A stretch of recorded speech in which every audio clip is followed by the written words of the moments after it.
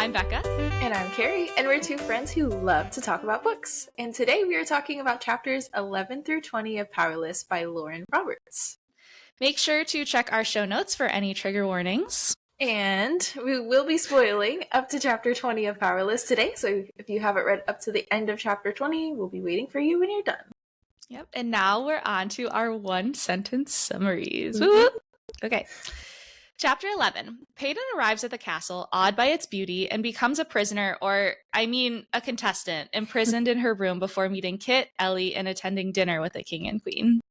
Chapter 12. After dinner with the king, queen, and other contestants of the trials, Kai accompanies Paedyn back to her room where daggers and tensions rise. Chapter 13. The contestants are all training for the trials together. Paedyn's still stealing, but only glances at Kai until they trade knives and words before Blair interrupts the fun. Chapter 14. The interviews have commenced, and Paedyn has impressed everyone with her bashing the prince humor as well as her supposed psychic abilities. Chapter 15. Paedyn puts on a show of her psychic abilities, reading an engagement and a loss before admitting that all she hopes for in the games is to survive. Chapter 16. Paedyn and Kai grab some snacks from Gale in the kitchen, then later during training, Kai gives Paedyn tips to improve her fighting. Chapter 17. Ladies and gentlemen, the following contest is scheduled for one fall. Introducing first the challenger, Paedyn Gray, and her opponent, Kai Azar. Spoiler alert, Paedyn wins and leaves with a sassy, "Impress me," to Kai. That's so good. Thanks. You don't understand because you don't watch WWE, but I did that perfectly. I believe it. Okay. Chapter 18. Kit asks Paedyn to be his date to the ball, and after she accepts, she brings up to Ellie that she knows a seamstress that can make her a ball gown. Chapter 19. Kai gives Paedyn dancing lessons in his room where she steps all over his feet before Adina arrives, bringing her energy and her knowing looks. Chapter 20. At the ball, the Silver Savior takes Kai's breath and attention away, and he knows he's done for. Dun, dun, dun. Ooh, so good. Because we did Divide Rivals and Ruthless Vows before this, whenever I read Kit, I think he's like the main character because he was the main guy character. Oh, yes. And it throws me off every time. I'm like, no, Kai is the one we're rooting for. Yes, because we had Roman Kit, and now we have Kit Azar. Yes, completely. It's very confusing. I do in my brain. I'm like, who? Why is Roman here? Entirely different universe. Entirely different universe. Fine. But let's go into our meet cutes. So we met quite a few people. Again, but we're gonna talk about five different meet cutes today. So Ellie is our first one we're gonna talk about. So Ellie is Paedyn's maid during her time at the castle, and I wanted to talk about her a little here because she pairs really well with Paedyn's personality so far, and I just appreciate a good side character like her. Like, she just seems like really chill and like calming to Paedyn, and just love it. And I also think Ellie has a thing for Lenny, who is Paedyn's Imperial guard. Yes. I noticed a little thing last night, and I was like, oh, I think Ellie's got a thing. Something about she like stared at Lenny a little bit longer. I don't know, it was a very short sentence, but I was like, okay, Ellie, I see you. Okay. Next, another side character we have here is Gale. She is the cook at the castle. We technically met her chapters 1 through 10, I will say. But we saw her more this time, so she gets an honorable mention here. So we learn in the first 10 chapters that Kai and Kit have known her since they were super young, and she's been the cook there forever. Yep. And she is known for her sticky buns, which I love that she's known for one thing. Like, I want to be known for one thing. I cook.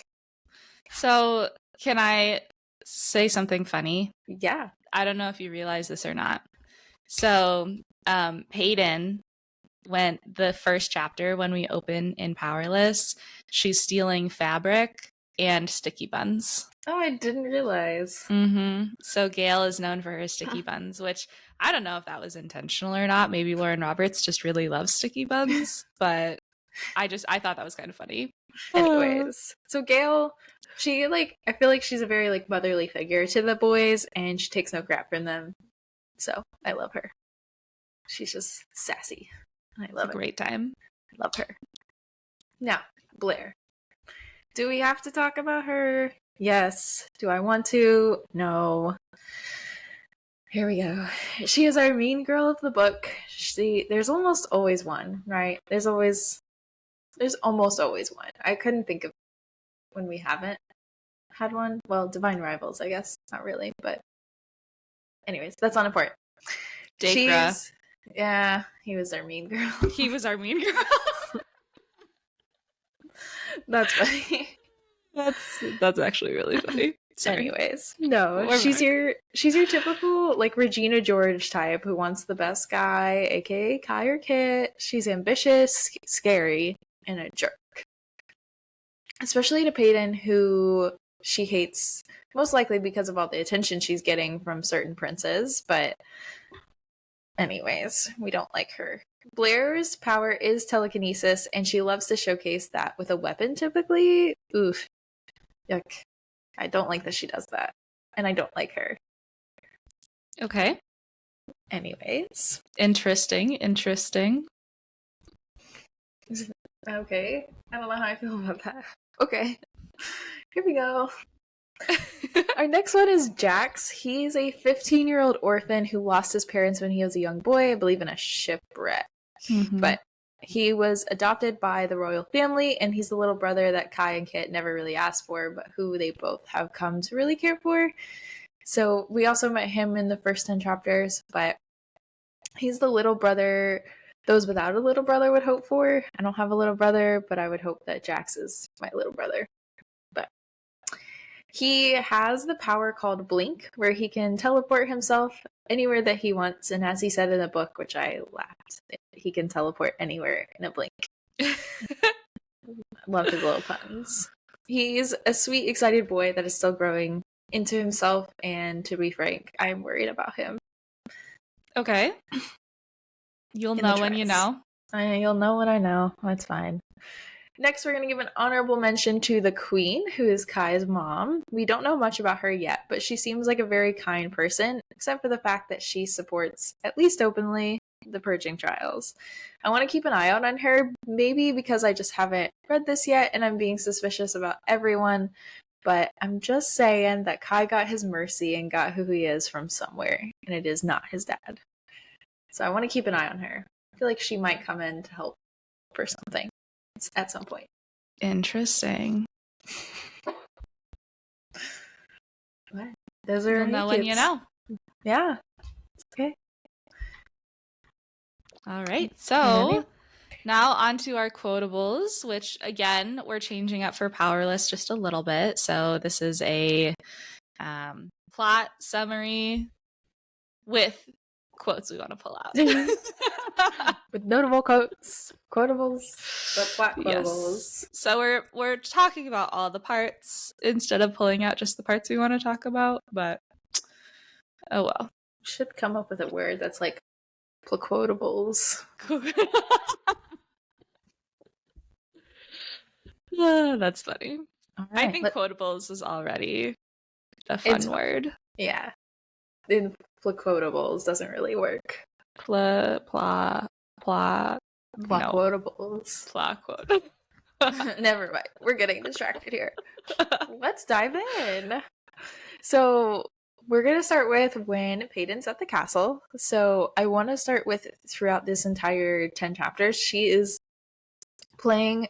is playing with her ring constantly to help with her anxiety and stress, which I just think is super relatable. I always play with my wedding ring, just out of like boredom, or just I like to fidget. So if you see me constantly moving, if you're one of our YouTube watchers, like I'm constantly moving and I'm probably fidgeting underneath. You can't see, but I didn't know you played with your wedding ring like that. Mm-hmm.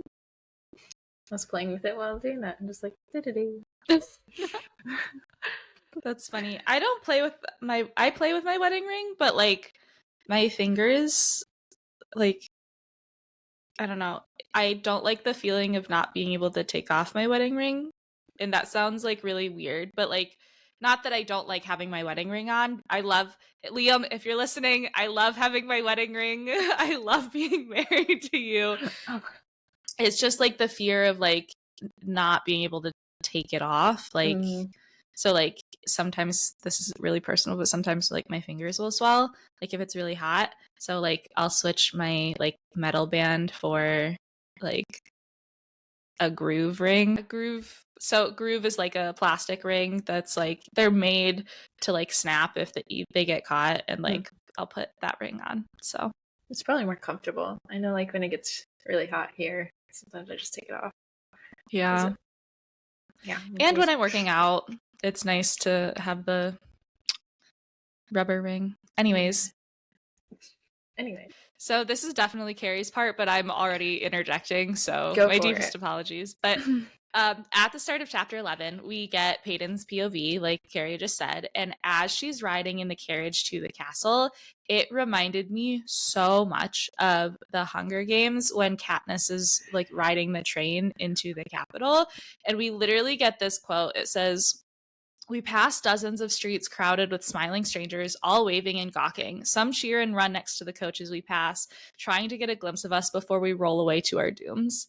And all I can think about is like when they're riding the train in and Katniss is like, they're all staring at me, like I don't know what to do. And Peeta gets up and is like waving, and Haymitch turns around and is like, this boy knows what he's doing. So like that was such a huge parallel. And I think that's funny because a lot of people have suggested that Powerless is very similar to the Hunger Games. Like it has the same type of vibe. So I definitely got it there. Yeah, that I talk about this a lot later Really? on, about how it reminds me so much of the Hunger Games, and I don't know if it's a good thing. Interesting. Okay. Yeah. I thought I would like it, but we'll talk. Okay. We'll get interesting. But when Paedyn arrives to the castle, we get this stark difference between how she has been living to how she will be living. So a couple of things I wanted to note here is she finally has a bed, no cot.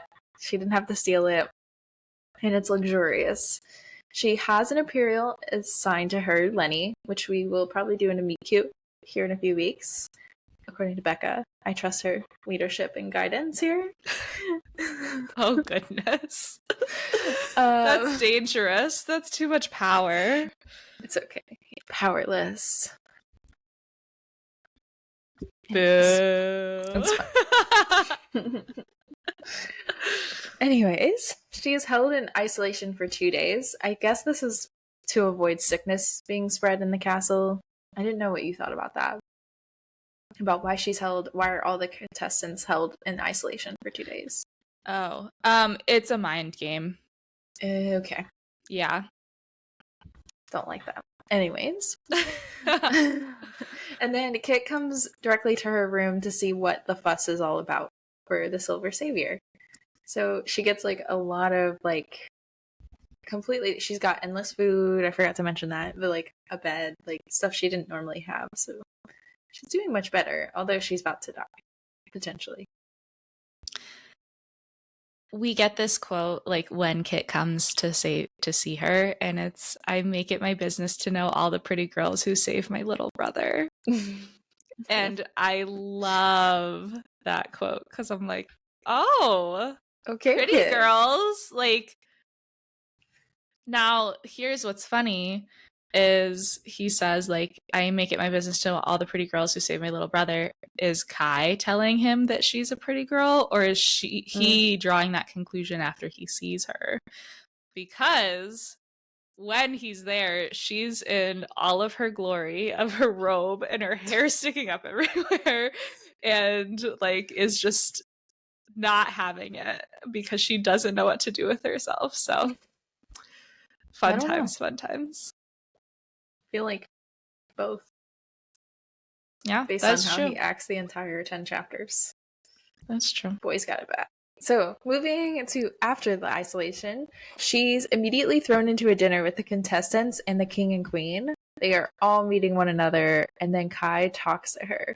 So from his point of view, he is saying how laughable this whole situation is. And I love that because I was thinking the same thing, like right before we got to his POV. And there's this quote. He says, "The psychic who unwittingly saved a prince she clearly couldn't care less about is now rewarded for it by being forced into trials that could kill her. And now she's sitting right in front of me." So I love that he's got it bad for her already. And he's definitely not mad that she's here, even though it means she probably will die. And he's like, not mad about it. He's like, oh, yeah, she's probably going to die, but now she's here. So I guess things are working out. Oh, that's funny. Well, I think that goes to show like his personality and like his outlook on life. Like I think he values life, but he values living it to the fullest for the short amount of time that he has, right? So I think part of that is that's part of it, you know? Yeah. Gotta love him. He's a mess. He is. We gotta be real. All right. Funny. So at the dinner, you good? I'm good. At the dinner, we get to hear the king's kind of train of thought about the ordinaries and the purging trials. It reminded me a lot of like Snow's video in the movie, like, this is why, whatever he says. Okay. In the video. And the king is saying how much of an honor it is to be chosen for it, which is gross, nasty, blah, blah, blah. We hate that. No. But we do learn from this little quote when he's like talking that the trials can be unexpected in nature. So I guess they're going to be different each time. Whereas like, kind of like the Hunger Games, but I thought it would be more set in stone. Like in my mind, until he said that, I thought, okay, the Purging Trials are the same each year. So that was interesting for me. So what's interesting here, and this is one of my criticisms of this, like the early parts of this book, and probably throughout, I don't know if throughout is the right word, but definitely the early parts before we get to the trials, is like, we keep hearing that the trials are different, the trials are different, the trials are different, but we don't have a baseline of what they usually are. So for us as readers, it's not different. Why is it different? How is it different? Like, there's not a lot of clarity there beyond like what we're told, which is Kai is in the trials this year, right? So I think that's something that I struggled with a little bit, was like, okay, they're different, great, but like, how? Yeah, that's true. I feel like that's missing in this whole first part, or the second part. Come on, Lauren Roberts. That's okay. We've gotten through, at this point, 12 chapters, and that is the first criticism we've had. I have another one. We're coming up to it. Okay. Well, the first criticism from me. But anyways, I didn't really notice too much, so I guess criticism for you. Yeah. And not as much me.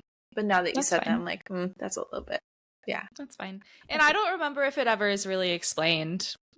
For our listeners who don't remember, I've read this book fully already, so we're still spoiler free up until chapter 20, but I just don't remember if it's ever explained fully. I think we may just have to keep an eye out for that. Yeah, keep an eye out.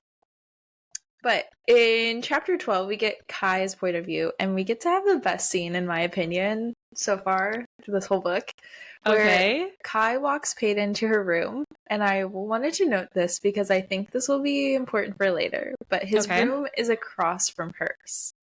And I think that's going to be important either as they build their, like, romance, if that happens, or getting her away to safety of some sort. Okay. I don't know. I just feel like it's important, so I wanted to note that I thought it was important at this point of me reading the book. Okay. But you'll know when you know. You'll know when you know. But the whole dagger thing that they were doing was so cute, and I love their banter. Like, this whole part was banter, banter, banter. Give me more. I just wanted more banter. All of the banter. I couldn't get enough. Like, give me more. Yes. We also find out that Imperial that had hit Paedyn, like, I guess, talked to Kai or something, and he had failed to mention in his, like, recount of the story that he did hit her. And Kai thinks this quote, "Perhaps I'll relieve him of one of his hands so he never has the opportunity to lay it on a woman again." And I was like, yes, Kai, please do. And I said you could relieve him of anything else too if you wanted. Yes, all of his body parts. Yeah. And then we get probably the most iconic line up to this point. Maybe ever. We'll see. But it says, "Mark my words, Prince, I will be your undoing." And then the chapter ends with, "This girl might be the death of thee, literally." Foreshadowing. Sparkle hands! So keep an eye out on that. Okay. All right. Let's move on to training for the trials, which is chapters 13 through 15 here. Okay. So Paedyn is enjoying being back doing something with her body. Like, she's in the training arena area, wherever. But she realizes, despite all the time she spent thieving, jumping around, being Aladdin, basically, she is still out of shape and is seeing how strong and skilled her opponents are. And that probably gives her a little anxiety. But she has missed being physically active because she's probably, like, if you think about it, it's like if you go on a cruise or on vacation or something, you're just like eating and chilling, and like that's what she's been doing for days and days and days. So like for someone who normally like sits there or like is physically active every day all day, like I can imagine how hard that was for her. And now she's back being physically active and she's getting all that like angst out, which we love. Yeah. We do learn she's an extremely skilled fighter and is good with knife throwing and of course daggers. But when her and Kai are talking, Blair comes to ruin it, of course, and says, "Just thought I'd mark my target before the trials begin." Blair, chill out. Anyways. Okay. Well, do you think that's foreshadowing? Yeah, 100%. Okay. Blair is going to target her, for sure. Especially after the ball. Okay. But that whole part. Okay. Blair is so territorial of Kai and is ready to kill Paedyn just for something. Like, just for that. Just because. Just because. Like, Kai and Kit are giving her attention. Like, girl, relax. Like, relax. But we just have to watch out for that because it reminds me a lot of when the careers were, like, focusing on Katniss. To get her because like she was getting a lot of favor from the Capitol, so they wanted to get rid of her. Anyways, before moving out of chapter 13, I wanted to point out that Kai braids Paedyn's hair, which I thought was so sweet. I feel like a lot of girls and guys like really love when their hair is played with. I know I love when my hair is played with. I love it. And I'd be down. Like, I have a ton of hair. Please braid my hair, Kai. Okay, moving on. On the way to the interviews, which is chapter 14. This is where I have my little, did you copy and paste Suzanne Collins here, Lauren? Interesting, okay. The whole interview section just gave me major Hunger Game vibes. So we're going to back up before we get into that. Paedyn notices how much the king's eyes and Kit's eyes were the same, which throws her off a lot of the time. So I think that's going to be important for later. We can start to tell that Kit has a thing for Paedyn here, too. I'm like, oh no. The brothers. Here we go. But she says this about Kit. "I always assumed the future king would be cold, calculating, more like his brother at the very least. But Kit seems to be quite the opposite, which confuses me, considering who his father is and what his future holds." I wanted to point this quote out because this is the exact opposite of how Kai thinks about himself and Kit in the first gym chapters. Because so Paedyn thinks of like the king and like the future king as being cold and calculating, where that's more like what Kit or what Kai seems to be like, where he's the enforcer, so he has to be cold and calculating, but he thinks of Kit more as like a perfect little guy, and like that's how the king is supposed to be, whereas like Paedyn thinks it should be more like how Kai is, if that makes sense. And I'm getting the names confused. No, you said that. You said it right. I was like, my brain was like jumbling. I was like, so not only do we have Kit and Kai, we also have the king. I was like, too many Ks. I can't. No, I'm confused. Yeah, so I think what you're saying is Paedyn thinks of Kit like Kai thinks of himself. Yes. Yep. At least at this point of the book. Yep. Or how Kit should be is how Kai thinks of himself. Yep. Yes. So I think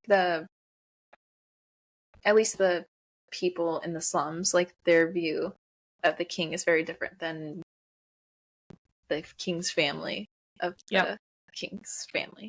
Yeah. Yep. Yeah. You get what hopefully the listeners are picking up what I'm putting down here. Awesome. We got there. Okay. So back to the whole interview part being Hunger Games 2.0, I guess. We won't say it's 2.0.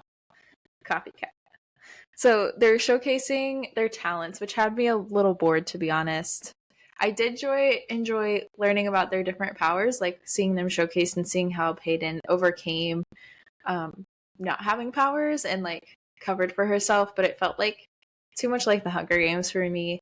It was very Katniss needing to be nice and funny for the people because District 12 isn't as liked, and how the people watched it as a game, and then she slowly rebelled and things she said or did, like little things, which is very like Katniss shooting the apple that the pig was holding, like very like little things, like I just want to survive type of vibes. It just gave Hunger Games too much.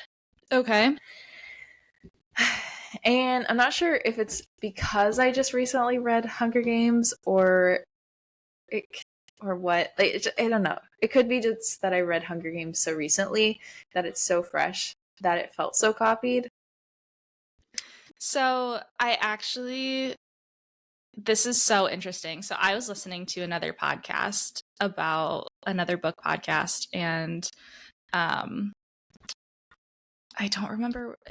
We'll link it in the show notes because I don't remember which I listened to like so many. I don't remember who I was listening to, but they were talking about how art reflects art, and authors tend to write a book in an answer to something that they've already read. So, for example, like, and I can't think of a good popular book that does this, but like,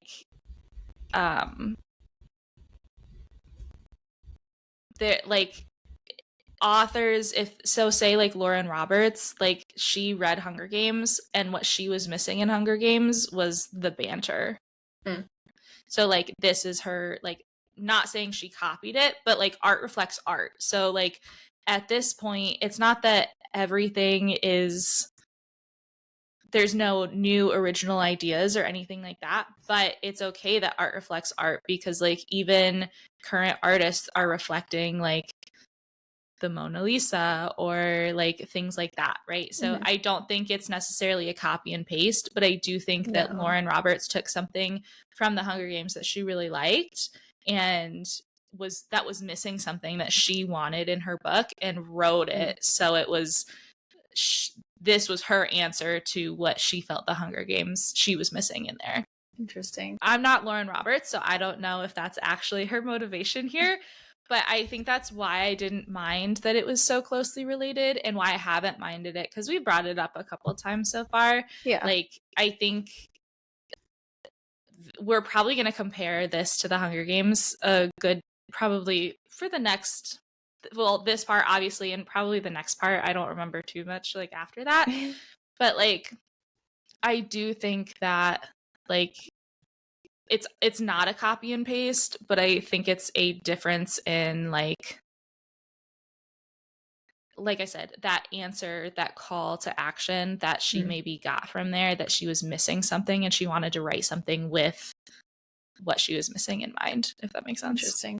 Yeah, I mean, that's a good way to view it going forward. I feel like I enjoyed the parallels that we've had so far, but this was one that like really bothered me. That was like too close. Interesting. So, yeah. Okay. But I did love this one part in the whole interview section where Paedyn says, or she's thinking, so I straighten, holding my head a little higher as I smile a little brighter. I am no one's pawn. So I just love that little empowerment from Paedyn. I love it. I love it. Okay, so we're after the interviews, and Kai is still torturing the silencer that he's been torturing since like they got in the fight in like what, chapter 3. So he's getting more and more frustrated with the lack of information that he's getting about this guy, right? So what I wanted to talk about here is how freely in his inner monologue he like talks about like torture and all those things. So if you're uncomfortable with torture or anything, maybe skip forward like 2 minutes. But like he talks about it so casually and so easily, like you can tell that like this is what he was made for. Like this is what he trained for, you know, consistently. And like he even talks about like the blood like that's on his shirt like later at dinner, which we'll get to, but like he doesn't even care. He's like, whatever, like maybe it's not as formal as it needs to be, but this is like, we're here, this is the reality of the situation, which was so interesting. Like I think we talk a lot about Paedyn's trauma, but I don't think we talk a lot about Kai's trauma because he like that's how he was brought up. But I do want to like highlight that the ability to talk about torture and those kinds of things automatically like is a signal for like he's experienced a lot of trauma. And like we get this quote and it says, unlike Kit, who has been trained since childhood to be poised, just, and kingly, my training has consisted of more hands-on work, battle strategies, assassinations, and the art of torture made up much of my education. And I loved the art of torture when talking about education, because you get like the math and the science and the humanities and the art, right?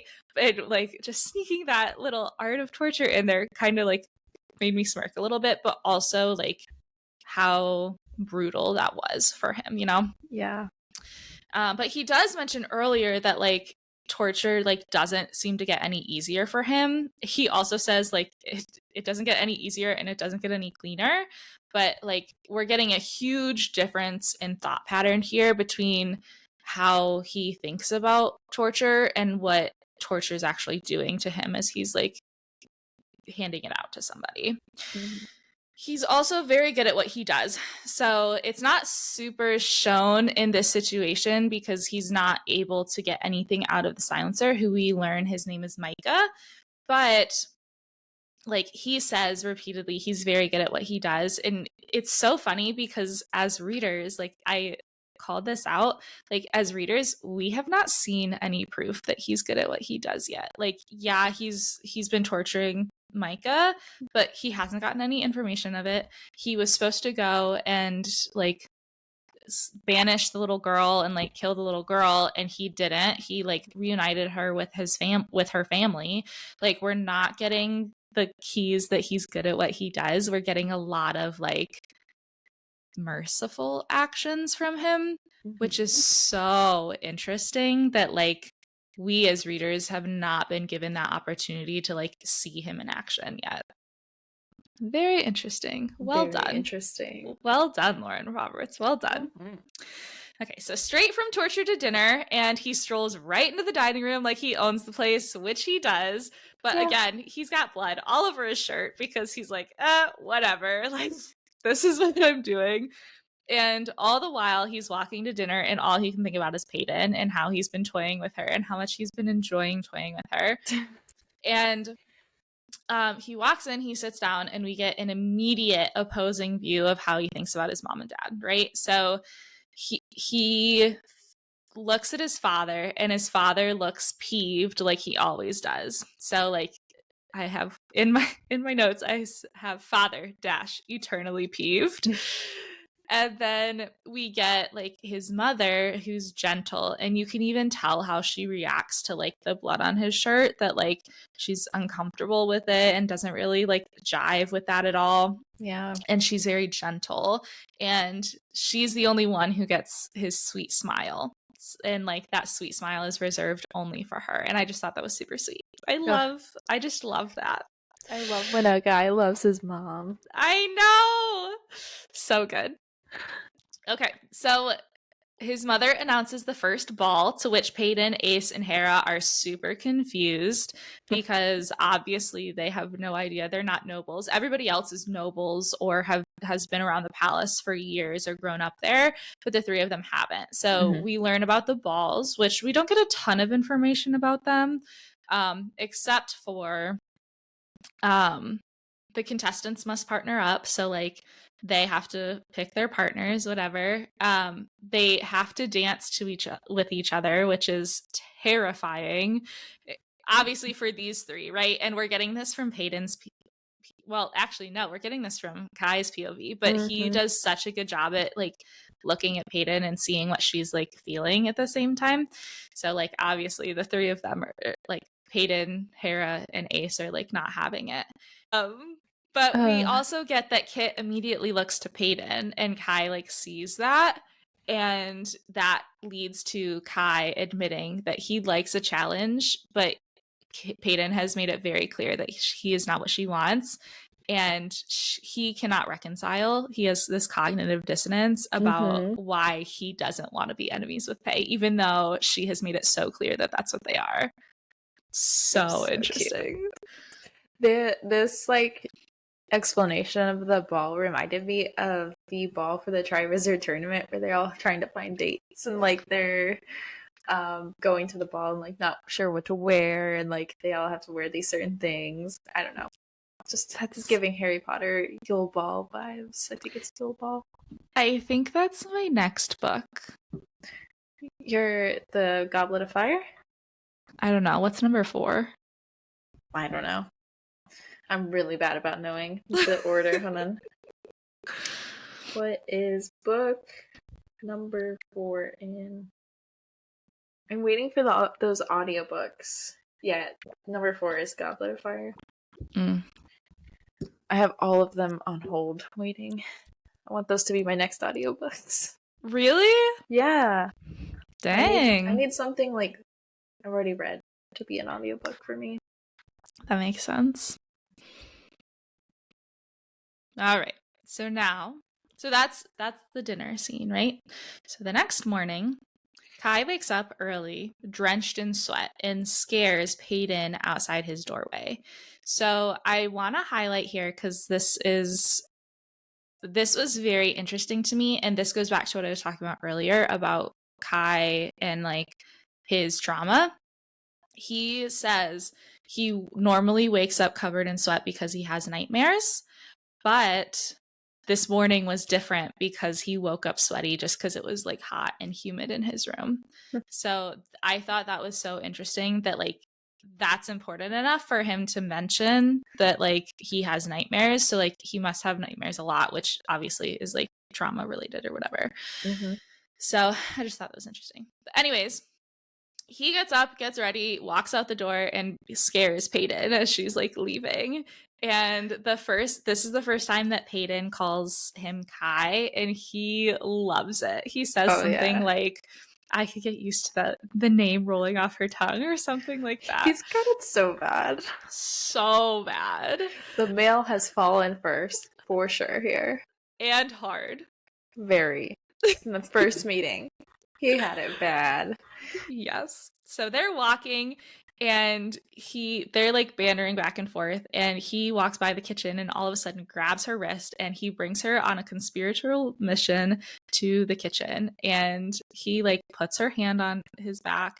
And I loved how Lauren like described this. It was like a silent question, and like the silent answer was Paedyn leaning back into his hand. Like I loved that.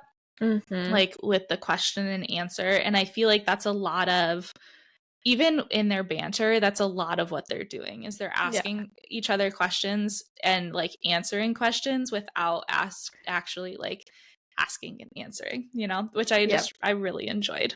I love that about their banter. It's just, and their like how they fight too later. So good.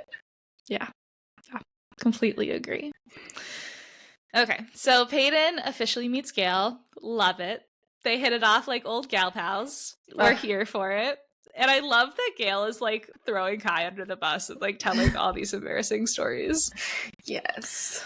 So they eat and they're on their way to the training grounds. And here Kai starts training with Kit. And we learn so much about Kit just from this like little segment, right? So we learn that he's bitter about not being seen as someone who can defend himself. So he talks about like, he mentions like, Kai says like, you can't be in the trials, you know this, you're our future king or whatever. And Kai, like Kit gets really upset. And my question for you, Keri, is do you think he's like upset about not being in the trials? I think so, because it's like their whole thing is that it's an honor to be included. That's a good point. I didn't even think of that. Yeah, I took it as like him being mad that he's not part of the trials, that he's not allowed to do anything like dangerous, so to speak. Yeah, I would agree with that. And then we get this quote, and it says, "Is my kingdom no place for me either? His laugh holds no humor. Hell is anywhere outside of the castle not safe enough for the air." I was like, "Ugh, there's something there." Yep, he's got some pent up rage in there. I'm sure that will come out too. You'll know when you know. Somebody make a t-shirt. Okay, so then we also get that he thinks his duties are boring. So Kai thinks he feels trapped, like he's trying to constantly prove himself, that he wishes he was in the trials, but Kit doesn't say anything of this. So this is the first time that we really see that Kit is also not super happy with like how his life is panning out and what his future duties are going to be. We've seen Kai not be happy throughout the book so far, and he's definitely jealous of Kit and the relationship that Kit has with the king. But here we get the jealousy coming from Kit to Kai too, which I thought was super interesting. So grass is always greener on the other side. Grass is always greener. So they go back to training after this conversation, and Kai ends up over by Paedyn. And do you know the TikTok where it's like, I don't know what's wrong with my feet. I do this, and then I do this, and then I end up at this, or then I end up here. And like all over, it's like, I do this, and then I end up here. And it's like Barnes and Noble or something. Yeah. Like, I feel like that's what Kai is like thinking. He's like, I do this, and then I end up at Pay, like with Pay. But his feet continually betray him, and he ends up over by Paedyn. And we get a very intimate moment between Kai and Pay, where Kai sees that she's frustrated and taking out all of her anger and becoming sloppy. And he identifies with her about that because, like, he also like uses physical exertion to get out his like frustration and rage. And then he helps her fix her form, and she turns around and puts it right back on him, and like goes to punch him, and he like is so shocked, like he barely dodges it, which is hilarious. You go, girl. Hilarious. Okay, so this leads directly into their sparring match, where the only rule is that they cannot use powers. And I love... problem for Paedyn. Right? She's like, yeah, no powers. We can't use powers. I loved this little like sparring scene though, because she's like, no powers, I just want you, and he's like, I always knew you wanted me, like, That was so and I'm like, funny. ah. Okay. But I giggling. Oh yes, this is the part. So, listeners, I texted Keri last night when I was working on the outline, and I was like, I don't know why, but I'm sitting here doing this outline, grinning like an idiot because I'm like loving their banter so much, and this is where I was, like in the outline, because I was laughing so hard. It's so funny. Like my face is starting to hurt because I've been like grinning for so long. Okay, but I loved this sparring scene so much. Outside of the banter, we're gonna put that aside for a second. I loved it so much because I can picture it in my mind. And this doesn't always happen for me in books, and I struggle with this a lot.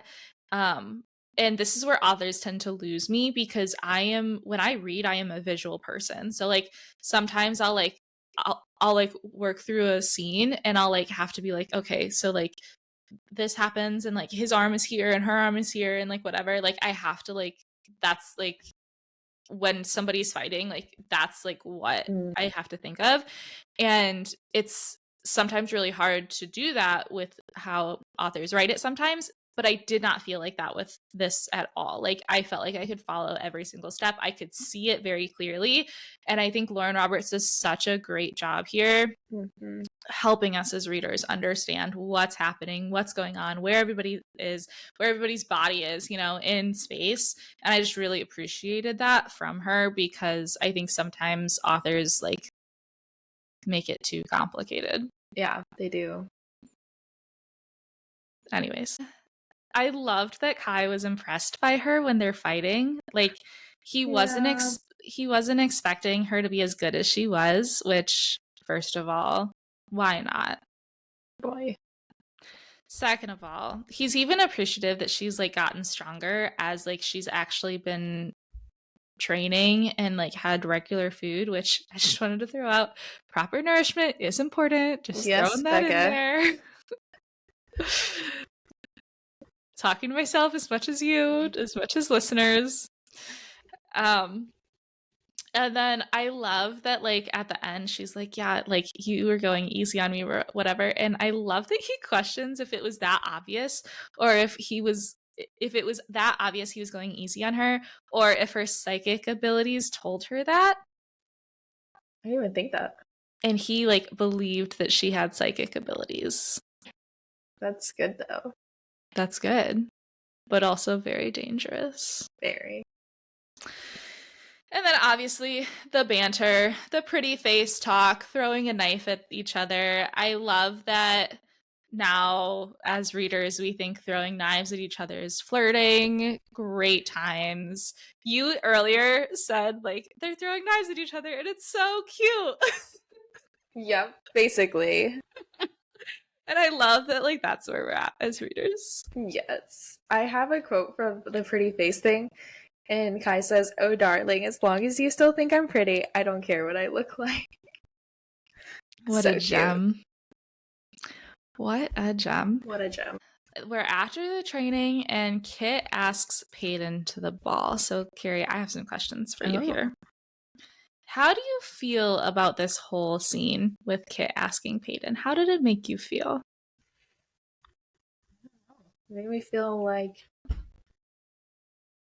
why is he asking her? Like, I wanted Kai to, but I kind of expected it just because we got that note where she said, or where Kai noticed that Kit was looking at Paedyn. So I wasn't surprised by it, but I was like, well, I guess this is happening.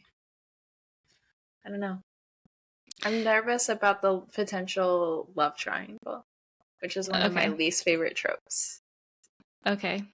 I would agree with that. Okay. Interesting.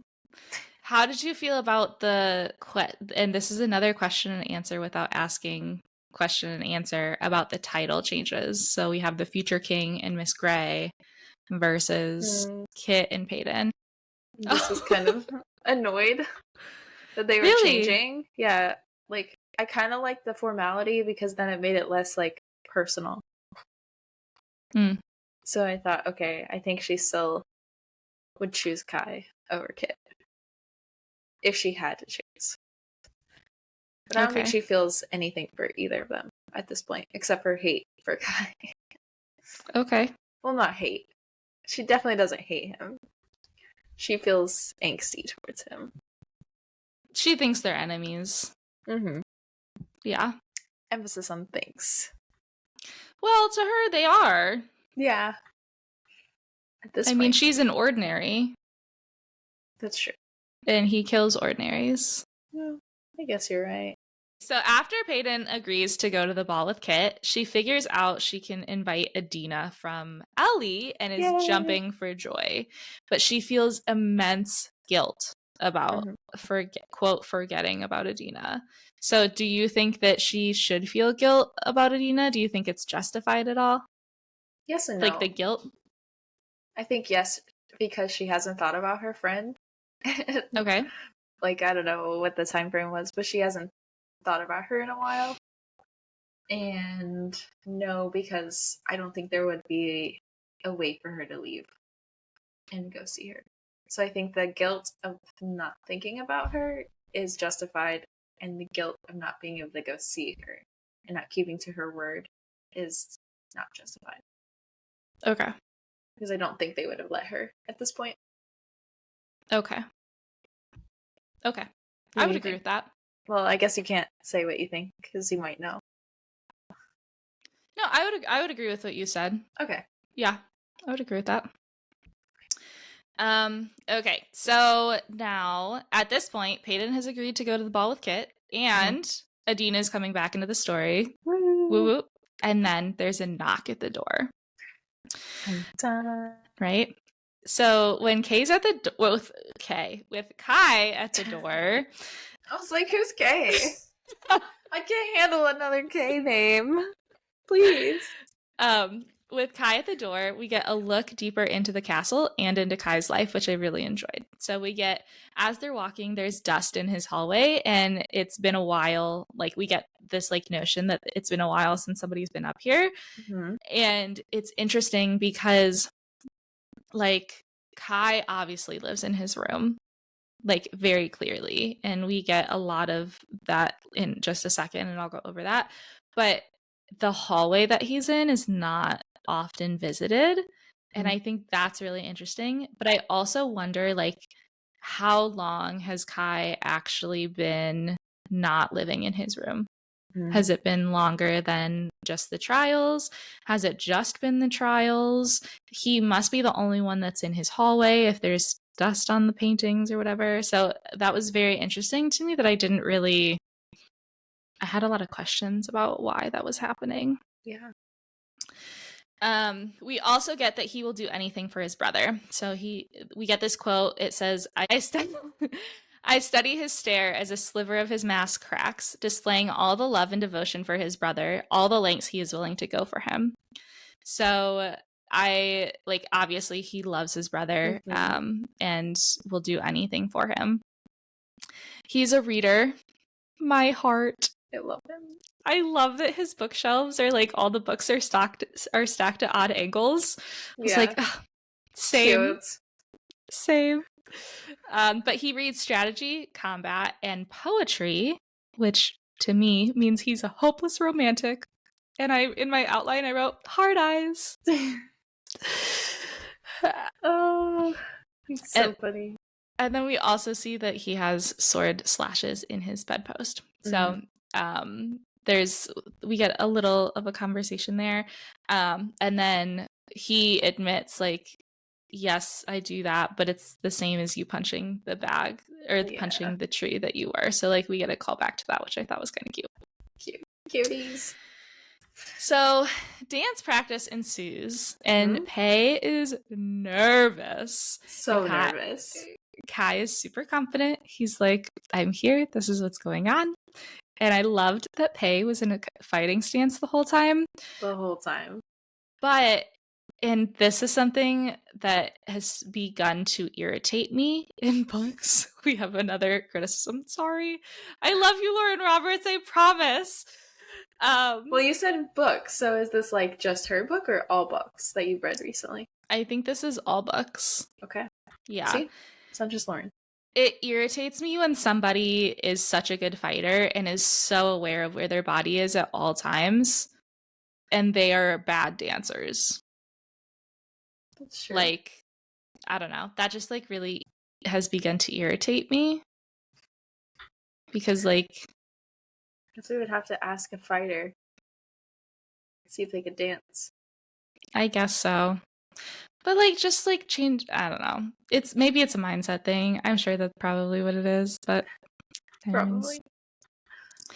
And then, so they're talking, and then Paedyn asks, like, how did you know Kit asked me? And Kai's laugh is humorless when he starts talking about Kit asking Paedyn.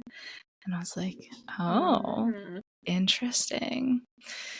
So then they strike a deal, which is a dance for an answer to a question. And the question is, do you wish that you were the future king? And Kai's only answer was no. He didn't give us anything else. Nope. Nothing else. Come on. So the next day, oh my goodness. We're struggling over here today. That's okay. So the next day, Paedyn goes to get Adina, and Adina says that she's beginning to think that Paedyn forgot about her, and Paedyn feels guilt again. And it was like, valid.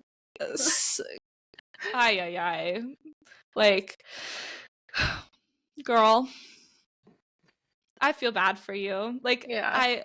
I understand the guilt here. Like, this one I understand. I don't think the previous one, I think I struggled with a little bit because I was like, why? Like, you're going through this traumatic thing. But this one, like, I definitely understood. Yeah, for sure. And Adina is the beautiful and bubbly friend that we all need and we all love, and asks Pae who she's going to the dance with. And Adina gets so excited when Paedyn's like, yeah, I'm going with Kit. And she's like, oh, the future heir? What? And is super excited. And she's always like, she just feels the pressure of like, okay, we got to make sure this gown is top tier. Yep. And she's excited. Mm-hmm. Exactly. She knows she's the girl for the job. Yes, for sure. We all know it. We all know it. Okay, so the ball. Ay. The ball is finally here, and Kai is bored. Shocking. The ball is beautiful, and we get this imagery, which I did not get on my first read. I got it on this reread, and I just wanted to call it out because it's so beautiful. It says, like ink, the men filling the ballroom swirl around on the white marble floors, words hastily scribbled on a piece of glossy parchment. That's really gorgeous. I love that detail. Right? Like, what? Good job, Lauren. 10 out of 10. What beautiful imagery we get from that. Okay, so the men are in the ballroom first before the women, and I didn't catch this on my first read either, but it's because the queen was fashionably late to the ball where she met the king for the first time. Oh, that's cute. Right? So ever since then, like, the women have been allowed to like have their own entrance after all the men, and it's like become tradition, which I thought was so interesting. That's so cute. I like I said, I had missed that the first time I read it. Yeah, I totally missed that. Okay, so then Kit and Kai are sitting there watching the women come down, and Blair comes down, and how do we feel about Kai and Blair being paired together? Wasn't surprised. No. I hate it, but I don't mind it because also he obviously doesn't really like her. Yeah. So they walk over, and we get this quote, which had me dying laughing. I slowly turned to face Blair, having forgotten she was even there. That one killed me. I was like, oh yeah, me too.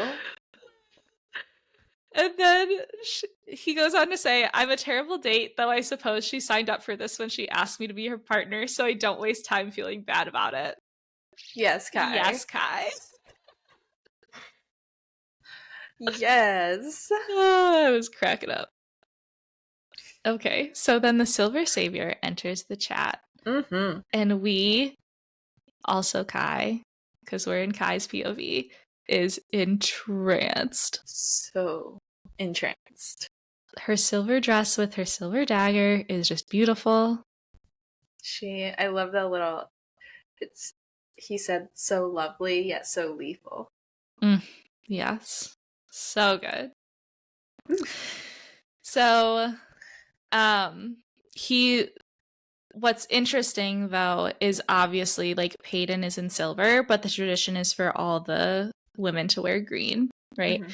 So like all the other women are green. So like this is definitely an intentional choice and we get a little bit of that. But yeah, so her silver dress with her silver dagger is beautiful. And Kai, I'm speaking to you, Kai. Blair may be dressed in forest, but you are green with envy. Oh, dang. Blair is actually also green with envy. Yeah, well. And dressed in forest green. So she's just really having a green time. She's really having a time over there.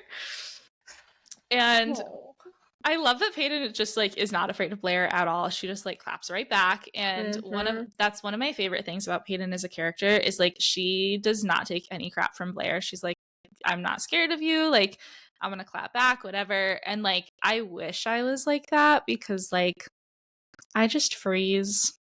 I don't have the good clapbacks. I'm not that. That's just not who I am. I'll have it like in 2 to 3 business days. Yes, 2 to 3 business days. That's funny. And then, so Blair gets so pissed. She uses her telekinesis power or telepathic power. I think is it telekinesis or I think it's telekinesis. Let me look at because I had to look it up. Telekinesis. It is telekinesis. Yeah. And she puts a knife straight to Paedyn's heart. Dang. Girl. She ready to... Your jealousy is showing. Big time. Like, calm down. Wait till the trials. Hi. And then, like, they go back and forth, and Kai gets ready to say something, and Kit is like, enough. And I was like, so, like, Kit is already, like, in his thing. And then he asks Paedyn to dance in the kindest, gentlest way. And he asks her twice. And he goes, dance with me, will you? Please? With the will you and the please? Like, he's got it bad, too. So Kit and Paedyn start dancing. And Blair pulls Kai to the floor. And they start dancing. And Kai is not having it. And we get this quote. The feel of her is foreign to me after the nights spent with Paedyn in my arms, nights that I still haven't told Kit about. First of all, nights, as in... That had me, like, stop for a second. I was like, excuse me, why did we only get one then? Right? Why? Excuse me, I want more nights. Thank you. Yes. Dancing nights. Yes. Second of all, he's hiding it from Kit. Which is interesting. Because I think it's just because, like, he knows Kit likes her. And he doesn't want to, like, get him to feel some sort of way. Like, jealousy, you mean? Mm-hmm. I took this as Kai does so much to help his brother. Like, he doesn't want Kit to know, number one, for jealousy, because obviously they both have it bad for Paedyn. But I also think, like, he doesn't want him to know that, like, he helped Paedyn look good on Kit's arm, too. That's true. Like, I think it goes both ways. That's true. Okay. And then we get the last line of this chapter. Quote, she is the embodiment of a bad decision, the twin of danger and desire, the fine line between deadly and divine, and I can feel myself drowning. I definitely highlighted that too. I was like, if Becca doesn't do this one, I am. I can't wait. That's literally all I said. Dang. And that's it for chapter 20. Mm-hmm. So much. I cannot wait to read the next part. Really? Yeah. I'm so excited. I love it. Are you ready to do our tomes and tonics? Yes. Okay. So this is where we get to pick the drinks, which are ending up being mostly Starbucks drinks, but that we think our characters in our Meet Cute section would drink. Starbucks, if you want to sponsor us. Just kidding. Oh, that's funny.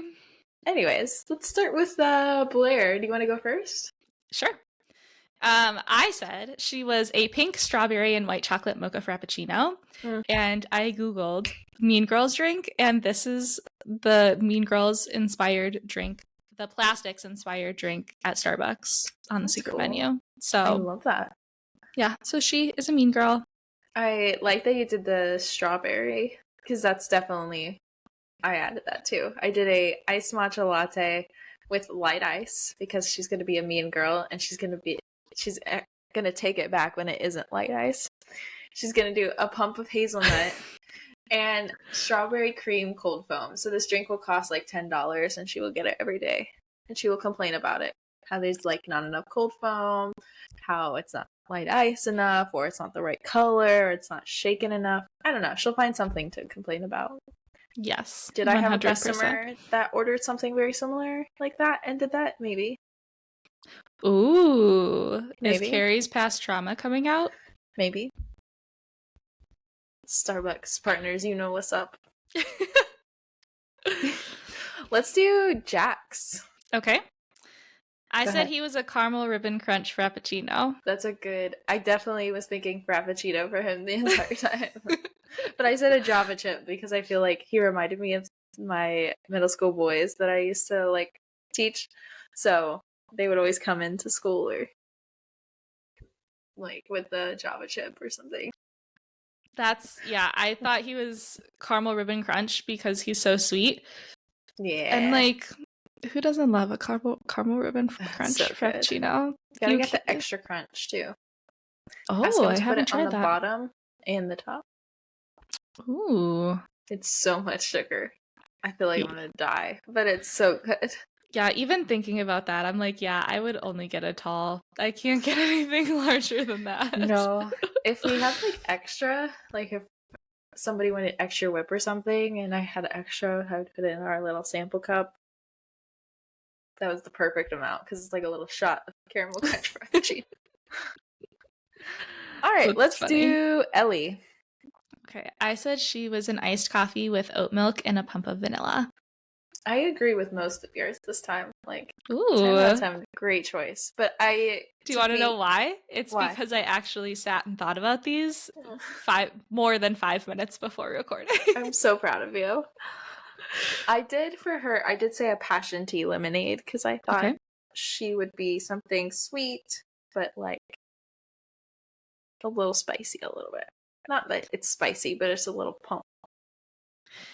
I said the iced coffee with oat milk and pump of vanilla because I feel like Ellie is like, you know, the girls that always come into the office with their iced coffee and they're like, they like sit down and they're like the most productive people. Yeah. Like, I feel like that's who Ellie is at her core.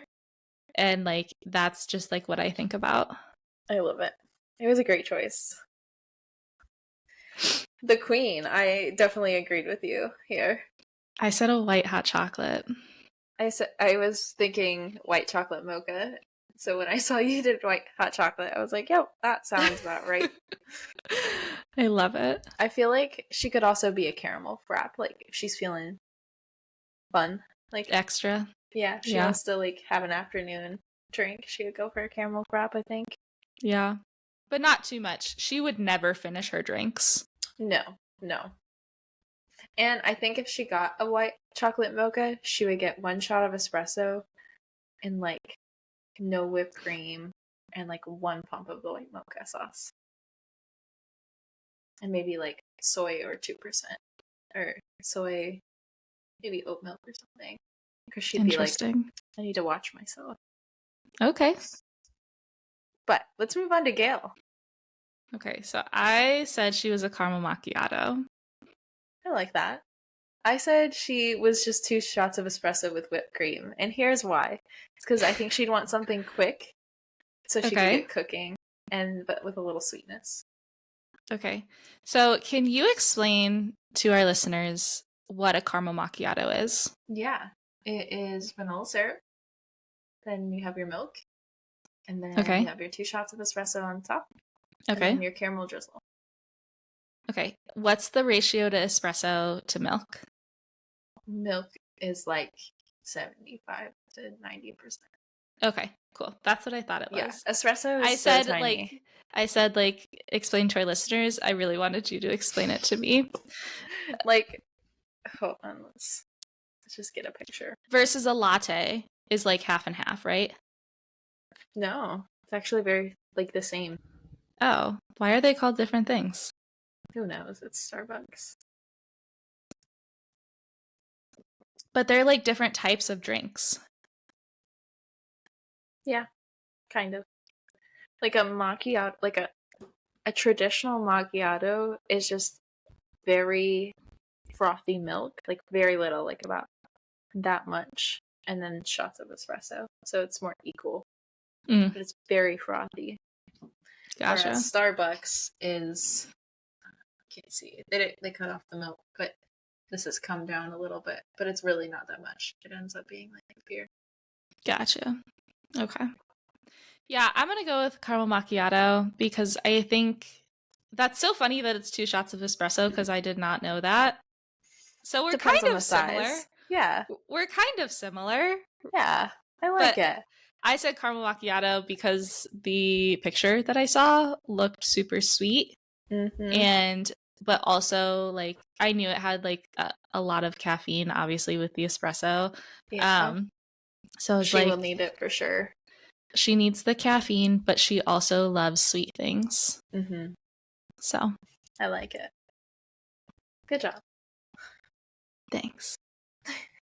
All right. So for magical moments today, it's going to be super short. We're only introducing some new powers here today, so nothing too big. But the new powers that we see in chapters 11 through 20 we get 4.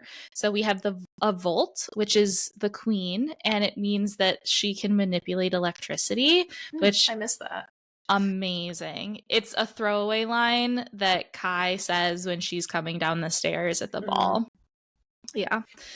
Andy, who is their cousin, is a shapeshifter, which she changes into 4 different animals in the which is so cool. So cool. And they're all red like her hair, which I thought was kind of fun. I didn't even pick that up. Dang. Yeah. This is what happens when you're reading it again. Jax is a blink. So as Keri described earlier, he can teleport anywhere he wants to that he can see in a blink. And then we get Tila, which I believe is how her name is said. And her hair is teal, so her name matches, which is kind of funny. But she is an amplifier, so it's super useful in the trials when she's interviewing. So she just has to she either puts her hand on her chest to amplify her own voice or puts her hand on the shoulder of whoever else's voice she wants to amplify, which is very interesting. So it's cool. Very cool. Cool powers. But thank you so much for listening to us today. If you liked today's episode, please rate and review us wherever you listen and give us 5 stars. That really helps us out. If you're watching this on YouTube, please like this video and subscribe to our channel to get notified of all of our new episodes as they come out. Also, the best thing you can do for us or any other podcast that you listen to is share us with your friends. If your friends want a good refresher on Powerless before Reckless comes out, please share us with them. We're doing a pretty good deep dive and we're gonna follow up with Reckless right after this, so we're really excited. Well, then make sure to follow us on Instagram and TikTok for more content. The username The handle. Handle, thank you. I was like, what is that called? But our Instagram and TikTok is at Tomes and Tropes Pod. Or if you have thoughts about this episode or this book, email us at tomesandtropespod@gmail.com or send us a DM too. We're always loving to hear from you. Yeah, so slide into our DMs. Please do. We'd love to hear your thoughts on Powerless so far, and we'll see you next week when we go into chapters 21 through 30. Stay curious and keep reading. Bye. Bye.